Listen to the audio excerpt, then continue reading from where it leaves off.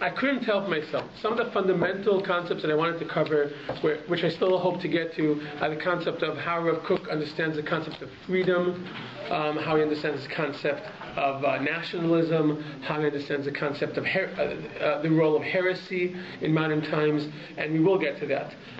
But I could not help myself as we are coming up on the Akedah.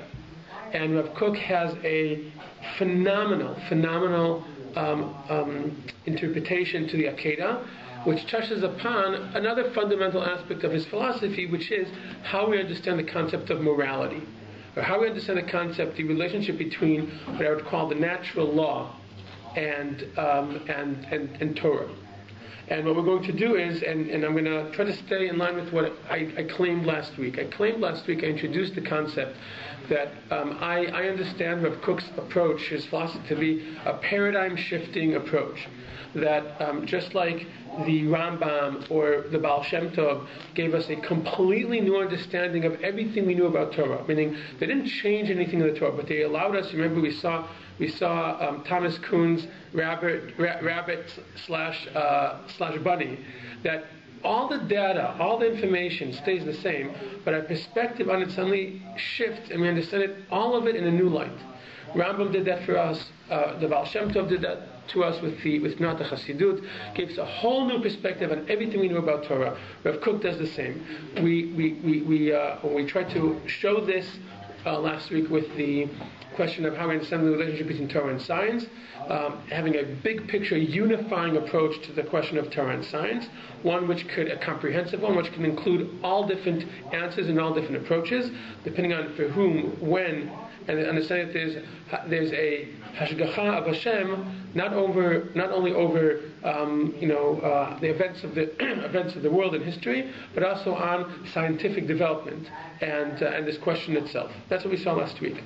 And now we're going to see Rav Kook's approach to morality, and we're going to do so by looking at Parashat Akedah as it is coming up this week. So, and this part we're going to do quickly. I think we spent a little bit too much time on this last week, looking at just a little bit of the approaches that some of the classic approaches before Rav Kook to the question of the Akedah. Can we turn the pages this week? Yes, of course you can. There's no bunnies or rabbits hiding in the pages this week. Okay, so in Yirmiyahu, the Navi says the following. I'll just read it. And you shall say, hearken to the word of Hashem, O kings of Yehudah and inhabitants of Yerushalayim. Behold, I am bringing evil upon this place because they forsook me, and they filled this place with the blood of innocent people, to burn their children with fire as burnt offerings to Baal, which I did not command. Neither did I speak, nor did it enter my mind. So what is the rebuke the Navi is laying out here at the people of Yehudah? This is at the end of the first Bet Mikdash, end of the first temple. What is the rebuke that he's accusing them of? Of Malach. Right, of Malach, which is what?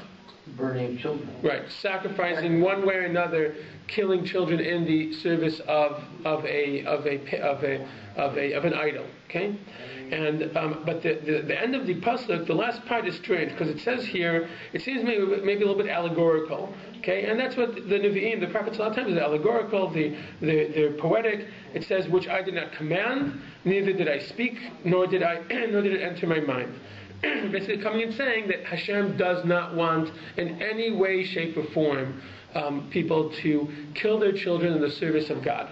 So the Gemara in Ta'anit, source number 2, says the following. It goes and analyzes why the Navi has to say 3 different versions of God doesn't want this. And it says the following, which I command not. This refers to the sacrifice of the son of Mesha, the king of Moab. This appears in Navi, that when Am Yisrael was conquering Moab, one of the kings, in order to try to appease his God and to repel the attack of Am Yisrael, sacrificed his son. So, which I command not, this refers to the sacrifice of the son of Mesha, the king of Moab, nor spoke it. This is the continuation of the pasuk. This refers to the daughter of Yiftach. We all know what that's referring to, right? When Yiftach said that the first thing that comes out of my household, I will sacrifice to you. And this one is really a surprise. Okay? Neither came it out, neither did it enter my mind. This refers to the sacrifice of Yitzchak, the son of Abraham.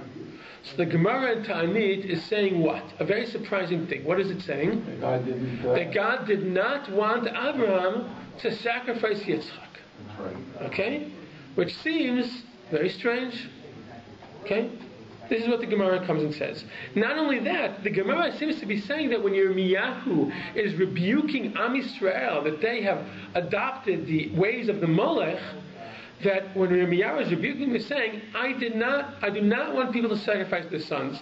I'll give you an example of things I'll give you an example of how much I don't want people to sacrifice their sons. You know what I didn't want? I didn't want Avram to sacrifice his son, which seems contrary to the way we understand the Akedah. Let's continue. And Rashi picks up on this. Rashi, at the very beginning, this Rashi is taken, I didn't bring the source and I apologize, this is taken a quote from our Parsha, okay? On the pasuk of V'ha'aleu sham le'olah. When Hashem says to Avram, and bring him up there as a sacrifice, as an olah, Rashi says the following. He did not say to him, slaughter him. Okay? The pasuk does not say, ushchatehu, and slaughter him. It says, V'ha'aleu, doesn't even say korban. V'ha'aleu sham le'olah, which literally means bring him up there as an offering. Now, we'll get to this later on. Obviously, this seems to be saying sacrifice him. But Rashi picks up on this idea that the Gemara comes and says, it says, literally, he did not say slaughter him. He said, bring him up there as an offering. Okay? And he goes on to say, because the Holy One, blessed be He, did not wish him to slaughter him, but rather to bring him up to the mountain to prepare him for a burnt offering. And as soon as he brought him up to the mountain, he said to him, take him down. Okay, so Rashi comes and says, never, at no point did Hashem actually want Avram to sacrifice him. He wanted him to almost sacrifice him. Okay. Rambam, okay, and we're going to run through this quickly because this is not the focus. The focus to see is how Rabbi Kook understands it and how he incorporates all of these in his perush, but while incorporating them, also gives a whole new, I'd say, revolutionary understanding to the parasha of the Akedah with a fundamental statement on the relationship between morality and the Torah. The Rambam goes on to say, says the following thing in the Guide to the Perplexed. The account of Abraham, our father, binding his son includes two great ideas or principles of our faith. First, it shows us the extent and limit of the fear of God and belongs to the class of actions which are believed to be contrary to human feeling. All people should learn how far we must go in the fear of God. So the first thing that the Akedat teaches us is just goes to show us that we should all learn from Abraham excuse me, how far we are expected to go in our service of Hashem, even to this kind of extreme. Goes on to say,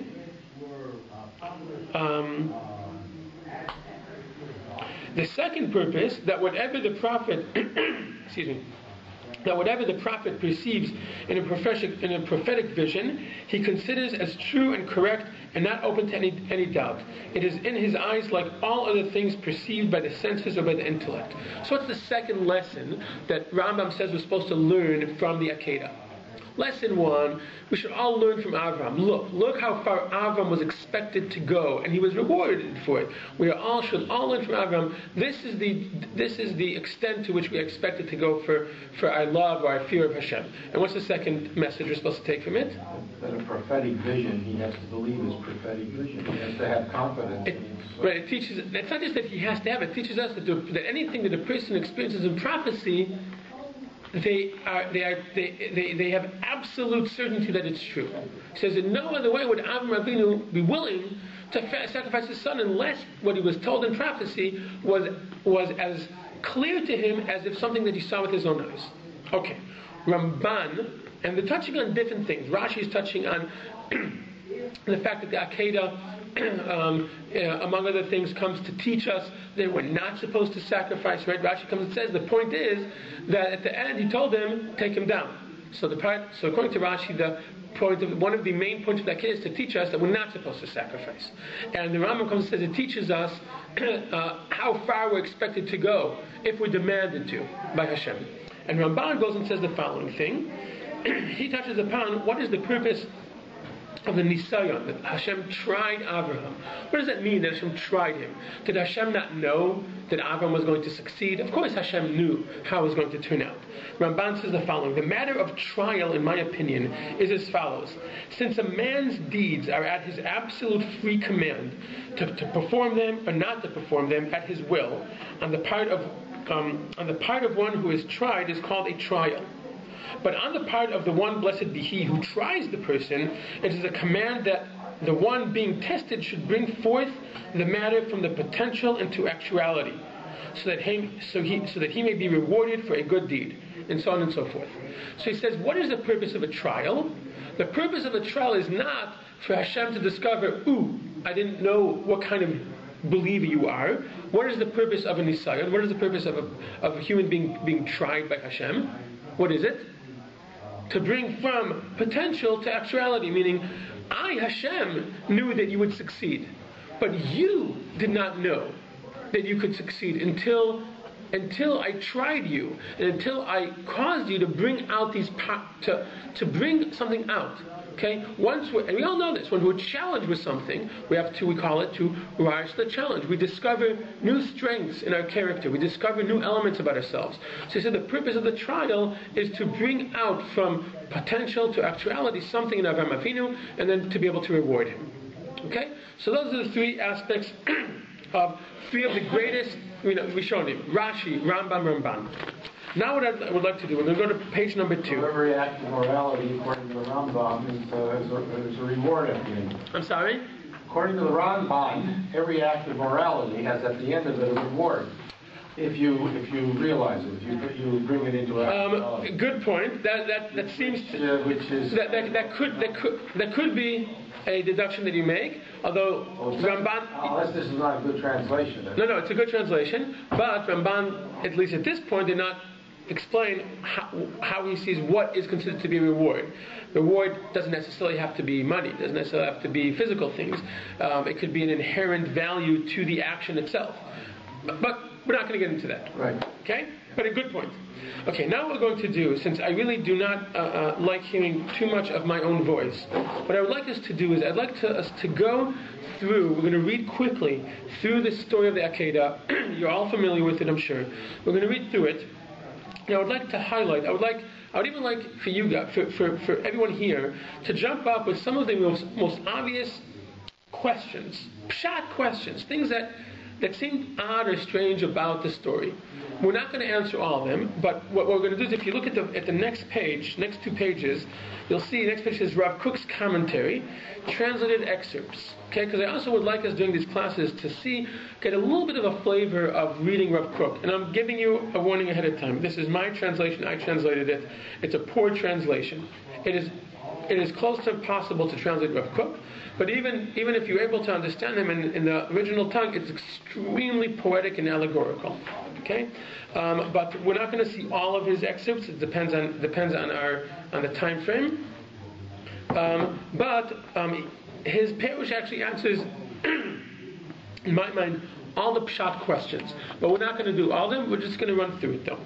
So I'm going to start reading, and I'm going to stop after the end of each pasuk, and I'd ask you guys to jump in with some pshat questions of things that don't make sense here or are out of place. And it came to pass after these things that Hashem tested Avram, or tried Avram, and said unto him, Avram, and he said, Here I am. Anything jump out as being strange or odd or out of place? Which things? Okay, which things? Excellent. All the Rishonim comment on what things. Anything else? So if we had not mentioned the concept of trial or testing, we would have asked, what does that mean that Hashem tests Abraham? What does that mean? But we saw already a little bit about that, and we're going to see more about it afterwards. Pasuk number 2. And he said, Please take your son, your only one, whom you love, at Yitzchak, and go away to the land of Moriah, and bring him up there for a burnt offering on one of the mountains which I will tell you.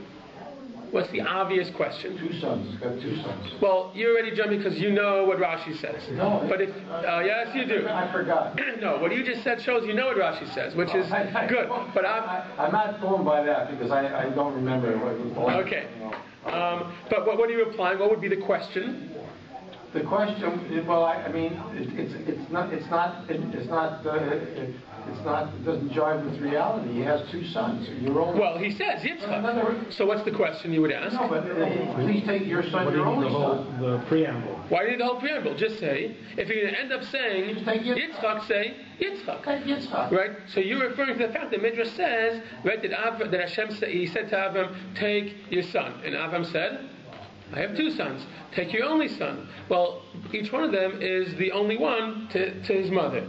Take the one you love. I love both of them. Take Yitzchak. So that's what the Midrash says. But we're trying to read this with fresh eyes, okay, unbiased eyes, which is just say Yitzchak. Why do you have to have this whole preamble? What's the purpose? We know that Torah and Hashem doesn't waste words. We usually come and say that if something is said, it's said because it's necessary. There's okay, let's continue. Okay. Pasuk Gimel. And Avram rose early in the morning, and he saddled his donkey, and took 2 of his young men with him, and Yitzchak his son. And he rose up, and he went to the place which Hashem told him. What jumps up at you as possibly being strange? Hashem didn't tell him. Didn't tell him where to go yet. Hashem said, the mountain of which I will tell you. And he didn't tell him yet. He didn't tell him that. Good, excellent. What else? Why did he bring everybody else? Why did he bring everyone else? Hashem told him to bring Yitzchak. Told him to take Yitzchak. So one question is, why did he take other people?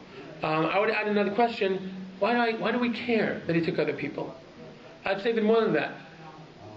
Why does it need to tell us he took his donkey? And if you think that's a silly question, you'll see that the donkey seems to be one of the main characters. Not a main character, but a side character. He seems to appear a few times in the story. Every time Avram Avinu, in Lech Lecha, the first time, it says that Avram went to Eretz Canaan. Does it tell us that he took his donkey? Let's assume, I think it would be safe to assume that every time Avram Avinu went somewhere, he went with the donkey. Let's assume he did not walk from Ur Kasdim to Eretz Canaan on his feet, and not go from Eretz Canaan to Mitzrayim on his feet, and not come back from Mitzrayim on his feet. I think it would be safe to assume he always had at least a donkey with him.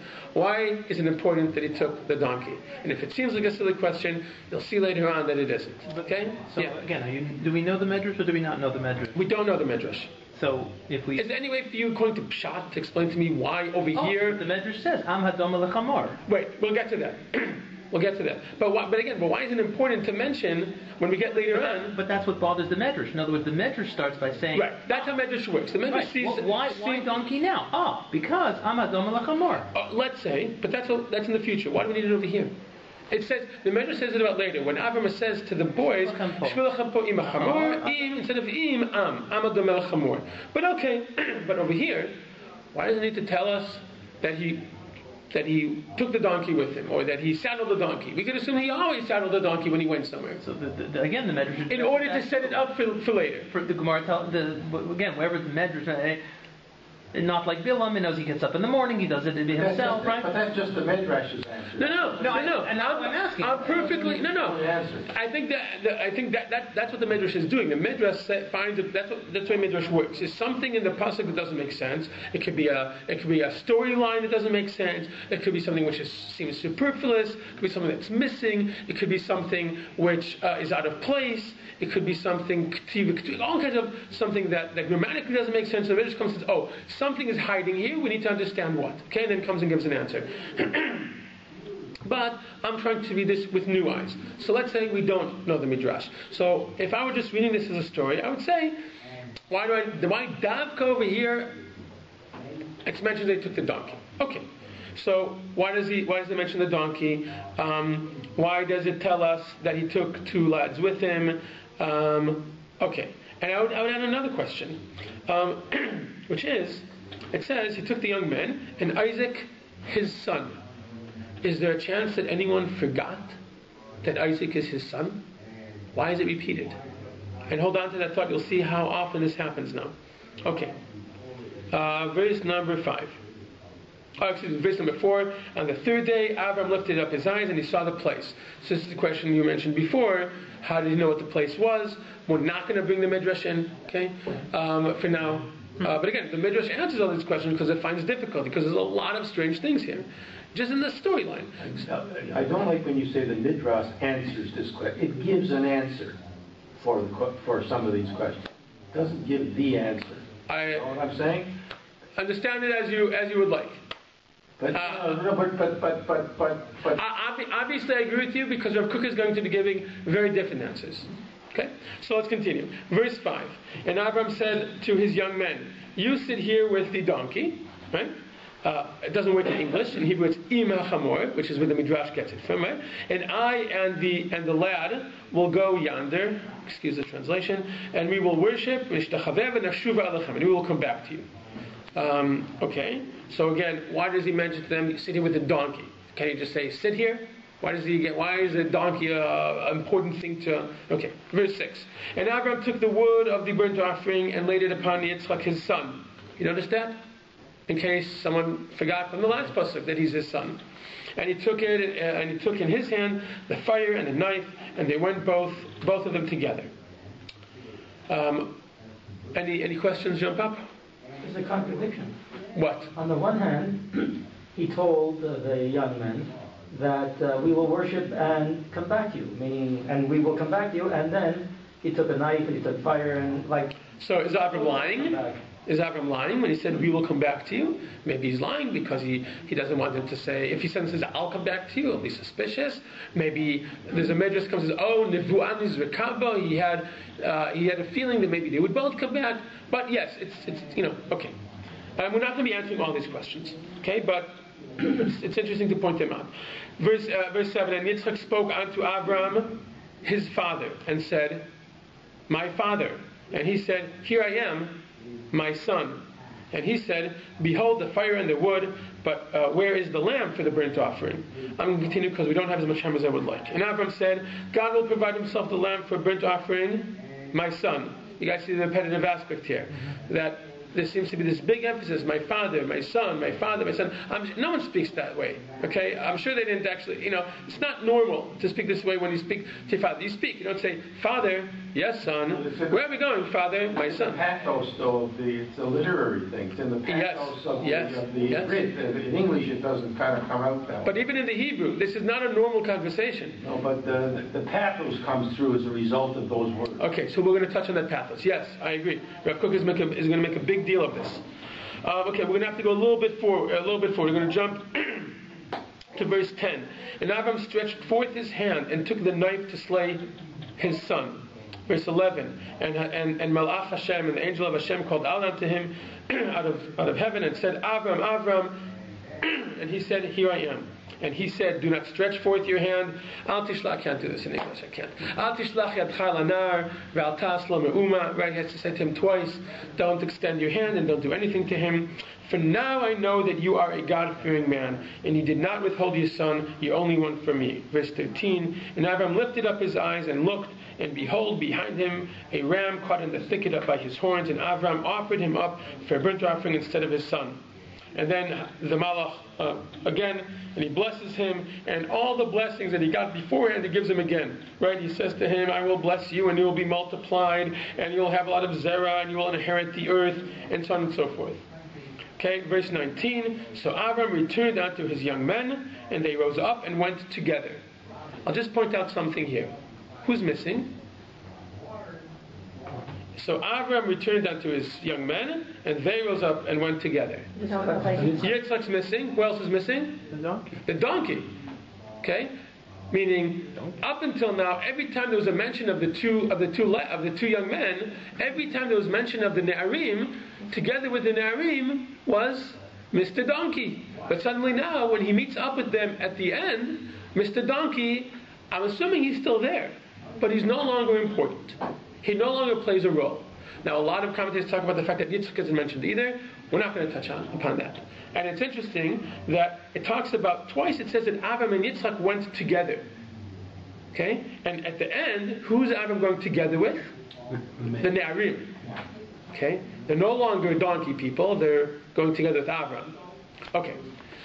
Now we're going to try the impossible task of looking at really this is only we're looking at maybe a quarter of Kook's actual Perush. We're going to start off with the first source number one, or excuse me, pasuk number one, and he says the following. And again, this is our first time meeting Rav Kook's actual words in his more allegorical writings. Last week it was one of his letters, which is much more everydayish, and this is much more. He wrote this as a perush. He says the following: there's a limit to one's freedom. He says this about Hashem tested Avram. There's a limit to one's freedom to express their will. Even at times when it seems that man's will is being expressed freely, at a deeper level, there are unseen factors that compel us. He, God, wanted to reveal all of the holy light that was concealed within Avram's great soul.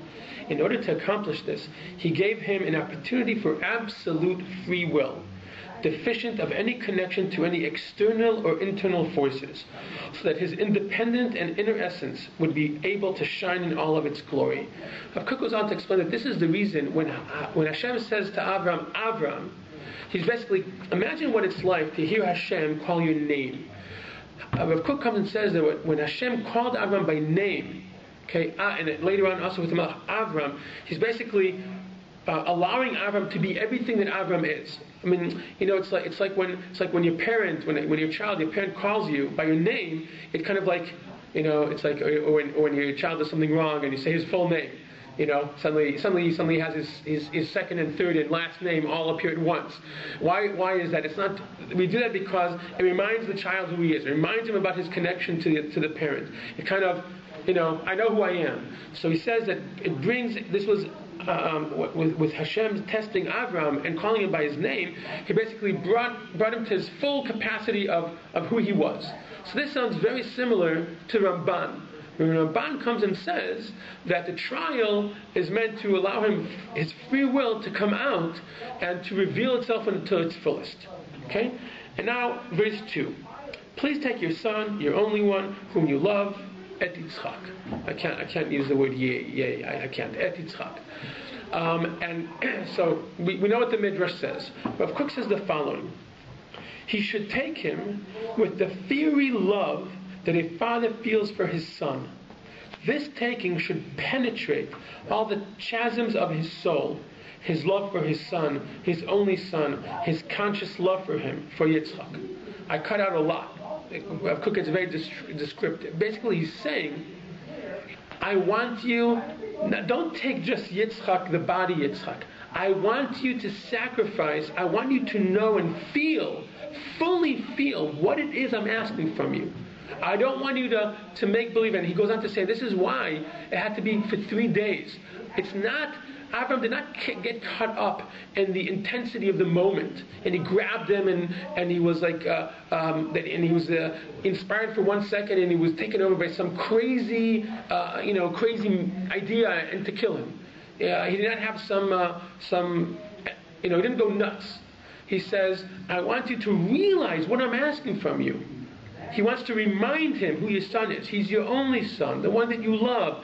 He says, that's what I'm asking you to sacrifice. Meaning, think of this, and he goes and explains, when he talks about your son, meaning the person who's going to continue you, the one you love, the one that is the focus of all of your emotion, and I want you to I want you to be very conscious of what I'm asking from you to do. Be makri of your future. Be makri of everything that was promised to you through Ki Beitzchaki Karela Chazera. I want you to, this is what I'm asking you to sacrifice. I want you to feel to your deepest core, what I'm asking you to do. Okay? I don't want you to turn a blind eye. I don't want you to be in some kind of euphoric thing where it says about the Molech that during the time that they would have these big drums in order for the parents not to hear the crying of the baby. Okay? This is like the opposite. He's asking, I want you to know full well what you are doing. I want you to be conscious of it. That's what I'm asking you to sacrifice. Basically he's saying, he's bringing to an extreme, similar to what Rambam said, to an extreme. What is the test here? How do we usually understand the test? And this is how Rav Kook understands it until the end, where he turns it on its head. How do we understand, what is the test? On a philosophical level, what is it what is the test? Two things are being clashed against each other. What are they? Well, it's the natural instinct not to do it, and the natural instinct not to do what? Not to sacrifice your son with all of its, versus the will of God, versus the. I would fine tune that. Versus the. I would fine tune it in being fearful of God, or however language. I would replace it with the following statement: who do you love more, me or your son? Do you love Hashem more, or do you love your child more? But one could turn that around and say, if this is the kind of God that asks you to do something. Fine.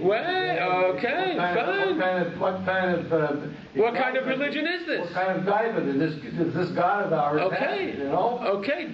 Asking somebody to make the impossible choice. Excellent. Exactly. That's it. Make an impossible choice. Fine. That's what we're getting. Why do you say it's impossible? Molech existed, and people did it, and they bought it. Yeah, and it wasn't just Molech. We know that there was several other cultures that were built around human sacrifice. But I would love to get into. But it will be resolved. I promise you. But I feel you. Meaning that's exactly what we're supposed to feel. That's what Reb Kook is coming and saying. He's saying. Hashem is trying to bring Avram to a point where he feels with every fiber of his body his love for his son, and he's saying, that's what I want you to sacrifice. He said, take your son, your only son, that you love, Yitzchak. He doesn't just say Yitzchak, he wants you to feel that everything that you feel about your son, now that I want you to sacrifice. He's rubbing his nose in. Yes, that's exactly what he's doing. Because he wants him to feel. That's what he wants him to sacrifice. If he just told him and he ran like a crazy man to sacrifice his son, that wouldn't prove anything. Right. Okay. We're gonna have to skip. We're gonna have to skip. We're going to skip to verse 7. Afterwards, if you guys want, I would encourage you to take it and look at all the excerpts they brought that kind of clarify a little bit more some of the questions that we saw. We're going to skip to source to Pasuk 7. And he said, my father. Okay, we saw this. Now this explains why it is that there's this continuous emphasis on my father, my son, my father, my son throughout this whole process. What's being emphasized and heightened is the close relationship between Avram and Yitzchak. Because this is what's supposed to be sacrificed. This is what's being tested. Who do you love more? So it's important to emphasize the love for the son, the love for the father, negating his connection to Hashem. So verse 7, right, and he said, my father, the expression was filled with the stirring of love, which at that great hour was elevated to the highest level. Okay, they're getting close. They're getting closer and closer. Okay. I'm going to continue to verse 12. This is really, even if we end in 5 minutes, this is where we need to end. Verse 12. Okay, let's read the pasuk. And the angel of Hashem called unto him out of heaven, do not stretch forth your hand to the lad, nor do the slightest thing to him. Right? It says, Al tishlach yadcha lanav val ta'as lo me'uma. So Rav Kook says the following, and we gotta concentrate. This is a little heavy. Through his angel, Hashem's voice said that the absolute command, and Rav Kook a lot of times is very complex sentences, okay? But let's hold our attention. So Hashem's voice said that the absolute command from justice's perspective to refrain from the evil of bloodshed, as well as from nature's perspective to refrain from anything that harms a father's natural emotion, remains unmoved. What does he mean? He means that when Hashem stopped him beforehand, he comes and says, incorrect. Okay? Now soon someone is going to jump and say, what do you mean? Hashem is setting up Avram? Yes, but we're not going to talk about that right now. He's basically saying, no. Okay, you proved to me now that you could do it. But now, the test isn't over. Now comes the test. The test is not where you're going to take him up and you're about to kill him. The test is now. Are you going to not kill him? What is it? What does he mean? The firm and holy understanding engraved in physical and spiritual nature has not lost even a hairbreadth of their stature by the great vision regarding sacrifice and the deepest mesirut nefesh to a living God with all of its strength of will. It's very vague. We're going to read the next paragraph, and then we're going to go back and understand it. Therefore, do not extend your hand to the boy with all the severity of this simple and just prohibition. Meaning, are you crazy? You're going to kill your son? Don't think there is any contradiction between your pure fatherly love to your dear son, on the one hand, and your exalted love of Hashem, which penetrates the depths of your soul to the point where something needs to be done to diminish that love. Not so. No, do the slightest thing to him. Because fatherly mercy and love in a pure soul is itself a holy fire which comes straight from the pure love of Hashem and His mercy upon all His creatures, whose appearance in the world elevates life and the entire universe to their full level. Okay, this is really, really a deep end. Something needs to be done to diminish that love. Does that refer? Meaning that what does not need to be done. Meaning it is. Don't think that there's any contradiction between. Meaning I kind of set you up, Avraham Avinu. I caused you to think that you have to choose between your love for your son and your love for Hashem. But now comes the real trial. Okay, don't kill him. And at first Avram didn't get this, right? The Midrash says, why did the Malach have to say twice, right? Because Avram said, okay, let me just do a little bit. Let me draw a little bit of blood. He basically comes and says, look, now comes the big lesson. Can you hold back and understand that there cannot be a contradiction between your love for Hashem and your love for your son, and to understand that they are all part of the same thing. Why? You know what? We're going to do verse 12, and then it will be complete. Okay? And then the Malach says that now after Abraham does not sacrifice him, the Malach says, now I know that you're a God-fearing man. Not now, once you were willing to do it. Now, when you did not do it. Okay? He says, Rav Kook says the following, and you came to the exalted level that your love of your son is a direct result of your love for the rock of the world, the giver of life, and you did not withhold your son, you're only one from me. Not that you didn't hold him back from me, from sacrificing to me, but connecting him to me. Rav Kook is saying something which is unbelievable. He's saying the message of the Akedah is exactly the opposite of what we're used to thinking. We're accustomed to thinking that the purpose of the Akedah has come to say that no matter what, whenever something seems to contradict your connection to Hashem, your connection to Hashem wins. Even the most dearest thing to you, which is your children, if you're asked to sacrifice them for Hashem, Hashem trumps everything else. Rav Kook says no. The real understanding is not Hashem trumps everything else, but finding a way how everything else fits within your relationship to Hashem. The message of the Akedah is not that Avraham Avinu, the bottom line, the last line, the maskana of the Akedah is not that Avraham Avinu was willing to sacrifice. The maskana of the Akedah is that Hashem told him, are you nuts? Of course not.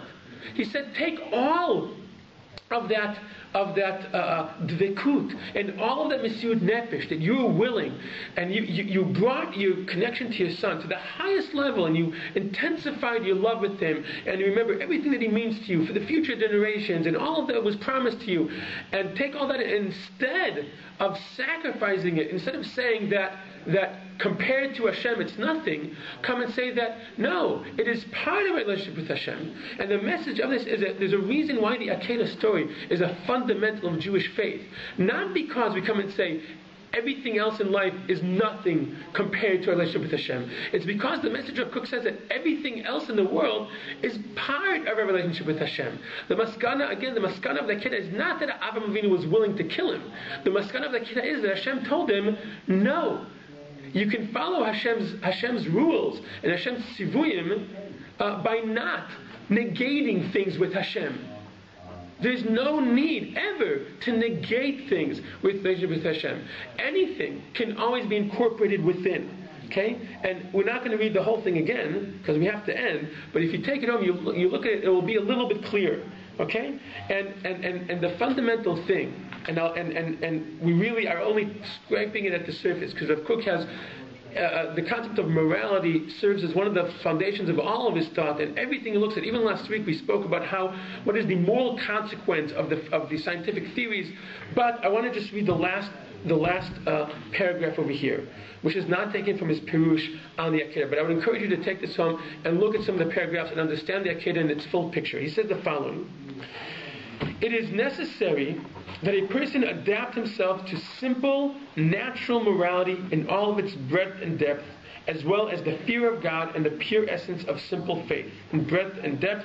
And upon both these qualities built all of his higher qualities. He says, look, we find ourselves thinking there's morality. Just simple, what we would call menschlichkeit. Okay? Just being a good, decent, moral human being. On the other hand, we have another code in our life called Torah mitzvot.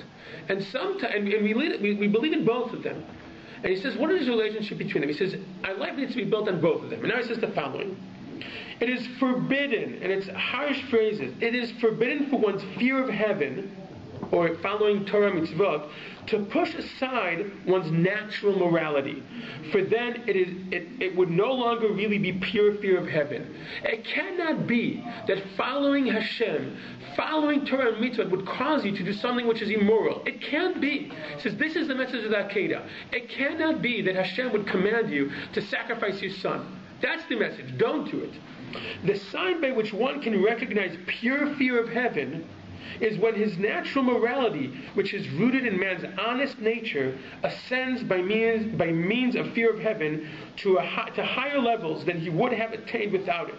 But, listen to this, very strong message. But if there should be a fear of heaven, where without its influence life would tend to function better, and would benefit individuals and society, but with its influence that beneficial power would diminish, such a fear of heaven is invalid. Okay, is pasul, he said, is an ifrit. Meaning, if following Torah mitzvot would result in a less moral character, or in a less moral society, or a less moral behavior, it is not Torah mitzvot. It is a lie. It is a fallacy. It is a fakery of what Torah is. And he comes and says something fundamental. There is such thing as natural law or natural morality. And he talks about it at great length in other places. But he comes and says, this is what the Akedah is. Coming and saying that no matter what Hashem says, no matter what Torah says, it cannot uproot the natural connection between the father and in this case, the father and his son. Okay? Rather, they need to find a way not only to coexist, but to enhance each other. Based on natural morality, then comes a higher level of divine morality. Fear of Hashem, fear of Torah mitzvot. It says, but if you find yourself, or look at a kind of Yiddishkeit, which following Torah mitzvot causes injustice, which goes against natural morality, human, regular menschlichkeit, it is not true Torah mitzvot. It's a very complex thing to say, because you come to questions of mamzerim and agunot and a lot of other things, and these are the immediate questions to be asking. And he talks about this at great length in other places. But it's a fundamental thing, understanding the relationship between. He believes there is such a thing as natural law, natural morality, which is engraved in man. It's hardwired into we are as human beings. And based on that, and that is the ABC, that's the foundation of everything. And above that comes the Torah law. And the two are not like this. That's what the Akedah comes to teach. They can't be like this. They can't be like this and find themselves, they negate each other, let's find which one wins. So then you have you do not understand correctly what Torah mitzvot is about. What our relationship with Hashem is about, going like this. That's what Hashem says. Al tishlach et chalanar. Take all of that passion that you have in your nature, and all of that natural inclination for morality and for good, and your passion, and the strongest place you feel it is towards your kids, and there cannot be a situation where it negates. Take it as the example, and find a way how it fits in with each other, and find how your love for your children is a consequence of your connection to Hashem. They're all part of the same thing, and find how you care more about morality, more about menschlichkeit, more about being a decent human being, because you're connected to Hashem. Okay, they have to play into each other. They are part of one same thing, and this is Rav Kook's Chiddush of the Akedah. So he incorporates he definitely incorporates what Rashi said about that this is a message to uproot a pagan approach, which comes and says you can do awful things in the name of God, and it's definitely, he incorporates that. He incorporates what Rambam said, which is to show the extent to which you need to go, what lengths you need to go to, that you should be willing to, but he reverses it on its head. And he takes what Ramban says, which is to try to reveal something within Avram, an understanding within Avram, a new realization within Avram. And it's interesting how all the promises and all the blessings that Avram got before the Akedah, he now gets again because he has a new understanding that it cannot be that a person will have to choose. The challenge is not to choose. That's easy. The challenge is to find how things that look to be contradictory are actually part. And this goes back to what we saw last week, where Kook tries to create a comprehensive, a total, a unified approach that comes as all part of one big picture, which is part of our relationship with Hashem. And I know it's a huge topic and it opens up a lot of questions. And we did not touch upon all the questions that we saw within the text. I would encourage you to take, if you're interested, take this home, take a look at it. And next week we'll be talking about how he understands the concept of freedom in modern times to do with the Enlightenment, how he understands heresy, and how he understands nationalism and Zionism. That will be the next parts of the series. Erev Tov. This is not the traditional way of understanding it. I'm sorry? It is the exact opposite. No, but I'm talking about in terms of the liturgy. Like, for example, there's a prayer right after Akedah Yitzhak in the morning prayers. It really, the praise is Abraham and his willingness to sacrifice his son. This is a revolutionary way to look at it. But I'm saying, when I read it, I'm thinking, this is so clear, it's so simple. Yes, the story did not end with, if the point was to show that Abraham was willing to kill him, so the story would have been he would have killed him, and Hashem would have rewarded Abraham by bringing him back to life. Okay, but that's not how it ends. It ends with, don't do it. And now that you didn't do it, and he goes on to explains how he explains the fact that he took the ram. He says, instead of his son, that he was able to take all of the passion and to infuse it into as if he was sacrificing his son. But instead of you have to look at how Rav Kook explains it. He took out his fear of God, yes, the trueness of his fear of God, and he put it. And he was able to transfer it to something else. Rav Kook says in another place. Okay, I won't get. It's a big topic. It's a big topic. But yes, it's a opposite way of understanding the Akedah. But in my mind, it has such a profound statement.